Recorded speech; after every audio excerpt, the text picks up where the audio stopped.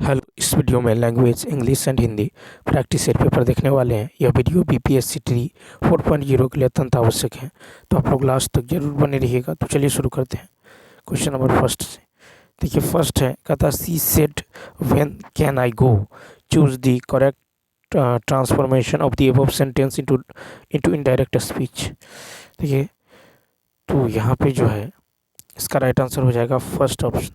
ठीक है, क्या हो जाएगा, तो she wanted to know when she could go. ठीक है, तो देखिए प्रश्न इंट्रोगेटिव के डायरेक्ट स्पीच में है। ठीक है, इसका जो है इनडायरेक्ट स्पीच होगा she wanted to know when she could go. ठीक है, नेक्स्ट क्वेश्चन नंबर सेकंड है, कहता है कि choose the word substitute for one one who skips from hard realities. तो यहाँ पे राइट आंसर हो जाएगा ए ऑप्शन, ESCAPIST। इसका अर्थ होता है पलायनवादी। ठीक है, क्या होता है, पलायनवादी। ठीक है, तो one who scapes from hard realities. ठीक है, रेपिस्ट मतलब होता है बलात्कारी। ठीक है, क्या होता है, बलात्कारी। उसका देखिए पोलीग्लोट मतलब होता है बहुभाषावादी। ठीक है, और बेनिफैक्टर मतलब होता है लाभ योगी। नेक्स्ट फिर देखिए नेक्स्ट है, कहता है कि which of the following is not a synonym for the word inundate. तो तीन का राइट आंसर होगा दूसरा ऑप्शन हो जाएगा। ठीक है, क्या होगा, SWAMP, स्वाम। ठीक है, तो यहाँ पे जो राइट आंसर होगा इनंडेट, तो यहाँ पे हो जाएगा स्वाम्प। अब देखिए यहाँ पे DELUG। ठीक है, DELUGEENGULF। ठीक है, और DRAIN ड्रेन से इस सबसे जो है बाढ़ या पानी की बहुलता का बोध होता है।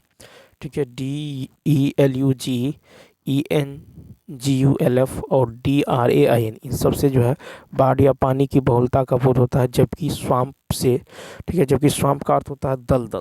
ठीक है, तो यहाँ पर इनंडेट और स्वाम्प ये क्या हो जाएगा, सिनोनिम हो जाएगा। नेक्स्ट 4 नंबर देखिए, कहता choose this sentence which is not correct. तो यहाँ पे जो हो जाएगा 4 का हो जाएगा 3 ऑप्शन। ठीक है, तो यहाँ पे दी न्यूज आर गुड। ठीक है, तो ये जो है आपको क्या है, तो ये इनकरेक्ट। ठीक है, तो देखिए न्यूज जो है अनकाउंटेबल सिंगुलर नाउन होता है। ठीक है, अतः दी न्यूज इज गुड सही होगा। 5 नंबर देखिए, 5 नंबर है कि after the shower watch over the sun shone out again in the above sentence the word after is used as. तो 5 का होगा 3 ऑप्शन, कंजंक्शन। तो देखिए अगर आफ्टर या बिफोर के बाद क्लाउज का प्रयोग हो तो वह कंजंक्शन होता है। ठीक है, तो आफ्टर या बिफोर के बाद क्लाउज का प्रयोग होता है तो कंजंक्शन होता है। ठीक है, यहाँ पे after the shower watch over the sun shone out again, तो यहाँ पे आफ्टर क्या है, तो कंजंक्शन है। ठीक है, नेक्स्ट क्वेश्चन नंबर 6 देखिए। क्वेश्चन नंबर 6 है कि those newspapers dot in a big truck supply suitable verb for. 6 का हो जाएगा आपको 4 हो जाएगा। तो देखिए दोज न्यूज़पेपर आर, ठीक है, दोज न्यूज़पेपर आर डील, ठीक है, डिलीवरिंग इन अ ट्रक। ठीक है, इन अ ट्रक। तो देखिए यहाँ पे पेसिव वॉइस का प्रयोग होगा। ठीक है, पेसिव वॉइस का प्रयोग होगा, वाक्य जो है प्रेजेंट सिंपल में होना चाहिए। ठीक है, यहाँ पे देखिए सब्जेक्ट, ठीक है, is are am, subject is are am, ठीक है, plus V3, subject is are am plus V3। तो क्या होगा, दोज न्यूज़ पेपर्स, ठीक है, दोज न्यूज़ पेपर्स आज delivered in a big truck. ठीक है, तो यहाँ पे जो हो जाएगा आपको तीसरा हो जाएगा।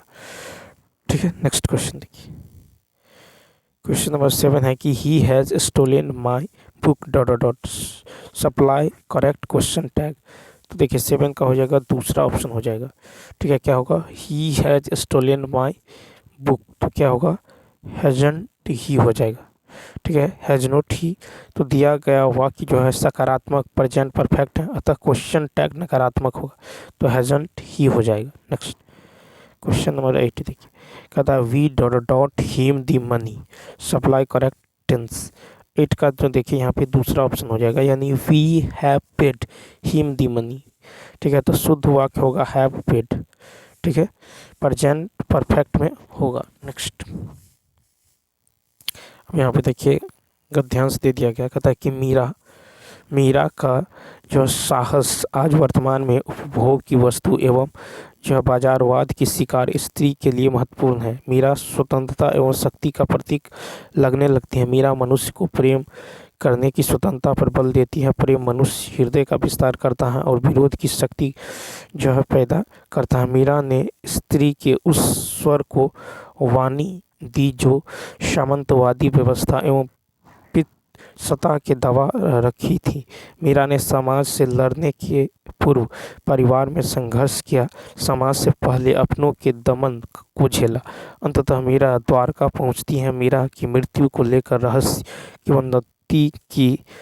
मीरा कृष्ण की मूर्ति में समा गई। मीरा में जो है मीरा में समाना वैसे ही जैसे अगस्त जी का घड़े से उत्पन्न होना। मीरा आत्महत्या नहीं कर सकती। आत्महत्या करने वाला व्यक्ति संघर्ष करने से डरता है। नेक्स्ट क्वेश्चन देखिए, फिर कहता है कि प्रमाण न होने से किंवदंतियों का निर्माण हुआ। मीरा और अधिक समय रह जाती तो सत्ता को हानि ही थी। ठीक है, वैसे भी संप्रदाय वाले संत भी मीरा से खुश नहीं थे। क्वेश्चन देखिए, कहता गद्यांश में दमन का आशय है, तो दूसरा ऑप्शन अत्याचार। तो देखिए दमन का आशय अत्याचार है। 10th देखिए, फिर कहता है मनुष्य के हृदय का विस्तार कौन करता है, तो तीसरा प्रेम। मनुष्य के हृदय का विस्तार प्रेम। नेक्स्ट 11 है पितृसत्ता का आशय, तो 11 का होगा फर्स्ट, यानी पितृ प्रधान राज्य। पितृसत्ता का आशय है पितृ प्रधान राज्य। 12 है कि कौन सा शब्द स्त्री का पर्यायवाची है, तो ये हो जाएगा चौथा, 4 हो जाएगा। तो देखिए स्त्री के पर्यायवाची होगा कलत्र, दारा, ठीक है, योषा। नेक्स्ट फिर देखिए कहता है कौन से व्यंजन अंतस्थ व्यंजन है, 13 का फर्स्ट। तो देखिए य र लव, तो अंतस्थ जो है आपको य र लव क्या है, तो अंतस्थ व्यंजन है य र लव। तो अंतस्थ व्यंजन य र लव। अंतःकरण के माध्यम से उच्चारित होने वाले व्यंजनों को अंतस्थ व्यंजन कहते हैं। ठीक है, य र लव क्या है, अंतस्थ व्यंजन है, अंतस्थ व्यंजन। उसके बाद देखिए कहता है कि ये वर्ण जीभ और ओठों के परस्पर सटने से बोले जाते हैं, किंतु कहीं पर भी दोनों पूरी तरह से स्पष्ट नहीं होते हैं। य र लव। नेक्स्ट क्वेश्चन नंबर 14 देखिए, कहता कि देशार्पण में कौन सा समास है, ए ऑप्शन तत्पुरुष समास। देशार्पण शब्द में तत्पुरुष समास है। यह इस समास से पूर्व पद संज्ञा या विशेषण होता है और गौण होता है तथा उत्तर पद प्रधान एवं विशेष्य होता है। 15 फिर कहता है निम्नलिखित में से 4 विकल्पों से उस विकल्प का चयन करें जो वाक्यांश के लिए एक शब्द विकल्प हो। यहाँ पे है कि फल फूल और मांस सब कुछ खाने वाला, तो 15 का हो जाएगा दूसरा ऑप्शन, यानी सर्वहारी। ठीक है, तो सर्वहारी ऐसे जीवों को कहते हैं जो अपने आहार से में वनस्पति यानी सब्जी फल, ठीक है, अनाज और मांस दोनों लेते हैं। तो कहता है फल फूल और मांस सब कुछ खाने वाला सर्वहारी। कौन सा शब्द तत्सम है, तो 16 का हो जाएगा वर्षा। ठीक है, तो तत्सम शब्द है आपको वर्षा। तो देखिए वर यात्रा तत्सम है, तद्भव होगा बारात। वर्षा तत्सम है, बारिश तद्भव होगा। अश्रु जो है तत्सम है और आंसू जो है तद्भव होगा। हस्ती जो है तत्सम है और हाथी जो है तद्भव होगा। नेक्स्ट फिर देखिए विलोम कर रहा है दाता, तो दाता का क्या हो जाएगा, याचक। तो देखिए दाता का विलोम याचक होता है। ठीक है, दाता का अर्थ होता है देने वाला, जो देता है उसे दाता कहते हैं। ठीक है, उसके बाद देखिए और यदि आप किसी से कुछ लेते हैं तो याचक है। 18 नंबर है, कहता है कि 4 विकल्पों में से उस विकल्प का चयन करें जो शुद्ध वाक्य का सबसे अच्छा विकल्प है। 18 का दूसरा, भारत भूमि हमारी माता है और हम उसके पुत्र हैं। नेक्स्ट कहता है कि किस वाक्य में सजातीय क्रिया का प्रयोग हुआ है। 93 वह अनेक बोलियां बोलता है। तो सजातीय क्रिया यदि किसी वाक्य में प्रयुक्त कर्म और क्रिया पर एक ही धातु से बने हो तो उसे सजातीय क्रिया कहते हैं। उदाहरण, वह अनेक बोलियां बोलता है। ठीक है, वह जो है वह अनेक बोलियां बोलता है। नेक्स्ट क्वेश्चन देखिए 20 है, कहता है कि मालिक नौकर से सफाई करवाता है। मालिक नौकर से सफाई करवाता है, ये प्रेरणार्थक क्रिया है। ठीक है, तो जब कर्ता किसी कार्य को स्वयं न करके किसी दूसरे को कार्य करने की प्रेरणा दे तो उस क्रिया को प्रेरणार्थक क्रिया कहते हैं। जैसे काटना से कटवाना, करना से कराना। मालिक नौकर से कार साफ करवाता है, मालिक नौकर से सफाई करवाता है। नेक्स्ट 21, अब देखिए कहता है कि दो दो हाथ करना। ठीक है, तो दो दो हाथ करना मतलब ये हुआ आपको कि अंतिम निर्णय लेने के लिए तैयार रहना। ठीक है, दो दो हाथ करना मुहावरे का अर्थ है अंतिम निर्णय लेने के लिए तैयार रहना। नेक्स्ट क्वेश्चन नंबर देखिए 22, कहता है हे मेरे प्यारे देशवासियों, गणतंत्र दिवस की पूर्व संध्या पर आप सबको संबोधित करते हुए मुझे बड़ी प्रसन्नता हो रही है। इस वाक्य में हे मेरे प्यारे देशवासियों में कौन सा कारक है? वह इसका होगा आपको तीसरा, संबोधन कारक। क्या होगा? तो संबोधन कारक। ठीक है, तो देखिए कहता है ऐसे कारक जिनके माध्यम से संज्ञा और सर्वनाम के रूप में किसी को बोलने, बुलाने, ठीक है, पुकारने का बोध होने संबोधन कारक कहते हैं। 23 नंबर देखिए, कहता है कि धर्माधर्म में कौन सा समास है? तो दूसरा ऑप्शन, द्वंद्व समास। धर्माधर्म में कौन सा समास है? धर्माधर्म। तो द्वंद्व समास में दोनों पद प्रधान होते हैं। प्रत्येक दो पदों के बीच और एवं तथा या अथवा में से किसी एक का लोप पाया जाता है। इसका समस्त पद योजक चिन्ह से जुड़ा होता है। उदाहरण, अच्छा बुरा, नीचे ऊपर, दूध, ठीक है, रोटी, धर्माधर्म आदि। नेक्स्ट क्वेश्चन फिर है कि शुभेच्छा का सही संधि विच्छेद कौन सा है? 24 का 2, शुभ जोड़ इच्छा। शुभेच्छा का संधि विच्छेद होगा शुभ जोड़ इच्छा, शुभेच्छा। ठीक है, उसके बाद चलिए नेक्स्ट 25 नंबर देखिए। 25 है कि अभिमान शब्द में कौन सा जो है उपसर्ग है? अभिमान शब्द में तीसरा ऑप्शन अभि। अभिमान शब्द में अभि उपसर्ग है। 26 नंबर देखिए, कहता अमलगमेशन। ठीक है, अमलगमेशन का हिंदी पर्याय क्या है? 26 का तीसरा, समामेलन। तो देखिए यहाँ पे जो है इसका राइट आंसर क्या होगा? तो अमलगमेशन मतलब होता है समामेलन। ठीक है, अमेंडमेंट मतलब होता है संशोधन। ठीक है, रेटिफिकेशन मतलब क्या होता है? रेटिफिकेशन मतलब परिशोधन। और असेंबली मतलब होता है सम्मेलन। ठीक है, तो अमलगमेशन मतलब समामेलन। ठीक है, अमलगमेशन मतलब होता है समामेलन।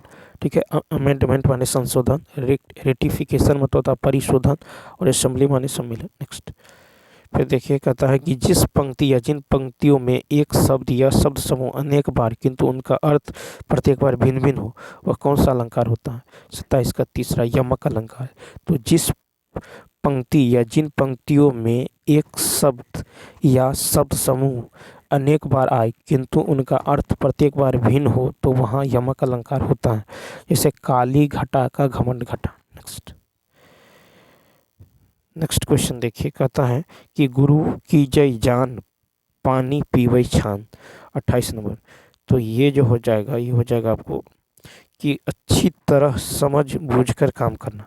ठीक है, तो गुरु की जय जान पानी पीवई छान, इस कहावत का अर्थ है कोई भी चीज अच्छी तरह जांच कर लेनी चाहिए। नेक्स्ट देखिए, फिर कहता है कि 4 विकल्पों में से उस विकल्प का चयन करें जो विराम चिन्ह युक्त वाक्य का सही विकल्प है। तो 29 का जो देखिए 29 का होगा दूसरा ऑप्शन, यानी राम ऑफिस से सीधे घर पहुंचा। ठीक है, उसके बाद हाथ जोड़कर, ठीक है, हाथ धोकर खाना खाया, फिर खेल खेल कर सो गया। ठीक है, तो यहाँ पे दूसरा ऑप्शन क्या होगा? राइट होगा। नेक्स्ट 30 नंबर देखिए, 30 में है, कहता कि धर्म में आस्था रखने वाला, इस वाक्यांश के लिए सही शब्द कौन होगा? तो धर्म में आस्था रखने वाला। तो देखिए 30 का राइट आंसर हो जाएगा आपको तीसरा होगा धर्मात्मा। तो धर्म में आस्था रखने वाला वाक्यांश के लिए एक सही अर्थ शब्द है धर्मात्मा। तो चलिए दोस्तों, इस वीडियो में इतना ही, मिलते हैं नेक्स्ट वीडियो में। Thanks for